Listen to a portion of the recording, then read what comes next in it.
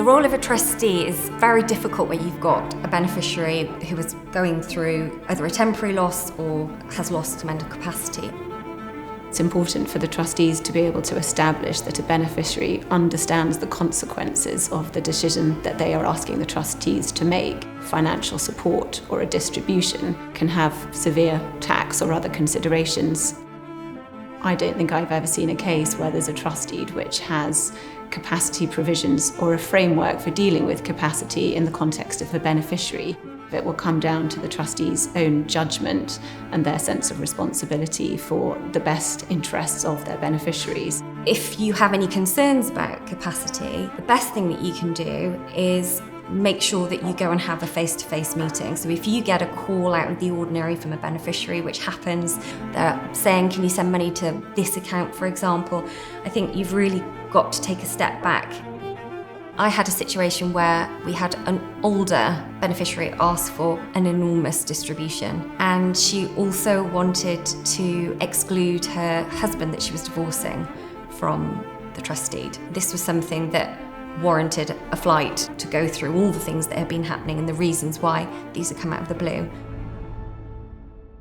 I've had cases where beneficiaries have started to spend unusual amounts of time with a new partner or person. That's often alongside changes in their financial spend, the requests that they make of their trustees.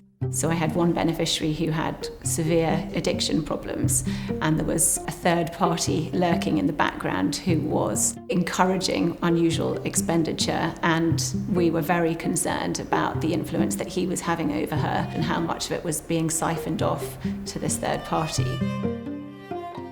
The temptation, I suppose, sometimes is that people will expect or want a trustee to step into an almost parental role where it would be very easy to step in and get really entangled in the issues of addiction, for example. What we have to remember is that as fiduciaries, we have financial obligations towards the beneficiaries. Where we have issues of addiction, that can become incredibly delicate. Quite often it's a proportionate response that's required, not a draconian response. Simply disempowering that beneficiary from paying their own bills and being able to live their own life may not be the best way to deal with it. But on the other hand, explaining to them that the trust fund is not for their friends, is not for that person who potentially is providing them with drugs, is quite a difficult conversation. I think if the trustee completely ignores it, they wouldn't be doing their job. But I absolutely acknowledge that for a trustee to in any way confront a beneficiary about their financial behaviour can be incredibly difficult. It's difficult for a trustee personally to establish that a beneficiary lacks capacity. They're not medically trained to do so, but what they can do is take some practical steps to try and ensure that that decision is as robust as possible. These would include face-to-face meetings with the beneficiary, where the trustees ask open questions of the beneficiary.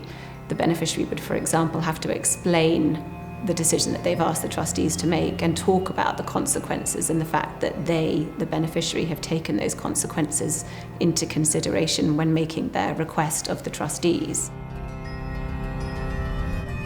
The best thing that trustees can do in particular is to help them get the right legal team around them.